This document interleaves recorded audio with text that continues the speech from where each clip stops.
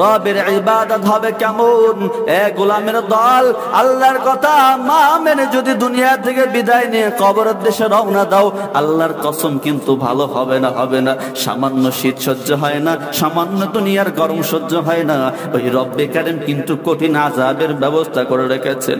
আল্লাহ তাআলা এই জন্য বলেছে, আমি রবের গোলামি কর, আমি রবের ইবাদত কর। আমি রবের গোলামি না করে যদি কবরে আসো, আমি রবের গোলাম না করে যদি ওই কবরের দেশে রওনা দাও, আমি আল্লাহ কিন্তু ছেড়ে দিব না, ছেড়ে দিব না। কিয়ামতের ময়দানে আল্লাহ ডেকে বলবেন, ফেরেশতারা, নাফরমান গুনাহগুলা কই? গুনাহগার গুলাকে ধাক্কাইয়া ধাক্কাইয়া জাহান্নামের মধ্যে ফেলে দাও। ওই জাহান্নামের আগুন এত কঠিন, সহ্য করা যাবে না। এই জন্যই রবের ইবাদত করতে হবে। রবের ইবাদত করবা কেমনে ভাবে? দুইটা শর্ত। একটা হলো যা করবা আল্লাহ তাআলাকে রাজি খুশি করার জন্য।